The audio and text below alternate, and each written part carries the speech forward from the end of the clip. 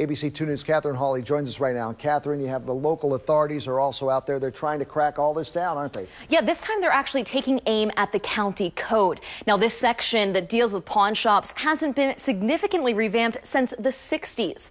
Legislation was introduced this week that rewrites the laws pawnbrokers need to follow to do business.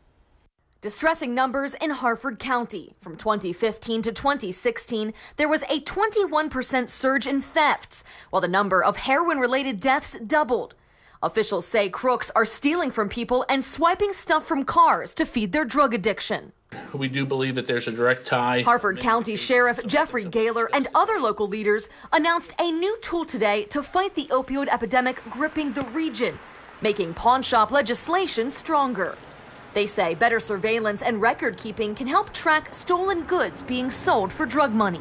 Well, I think it'll limit their resources where they'll be able to get their money from in order to go out and support their addiction. Because right now, retail theft is running rampant pretty much. It's a very easy target for them.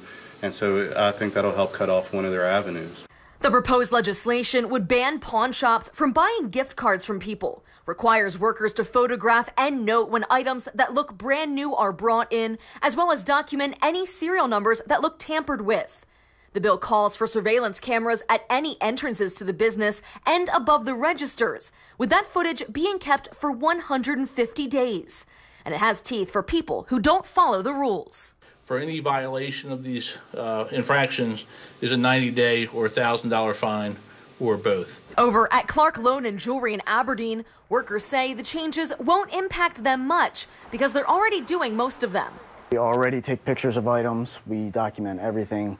When it comes to even like jewelry, we have to describe how many stones are in it, what the size of the stones, if there's any engravings. If we get any sense that the item doesn't belong to the customer, we're not taking it in. I'm not taking that chance on losing money. He says upgrading their security system to comply with holding on to surveillance video for nearly 5 months will cost them a couple $1,000.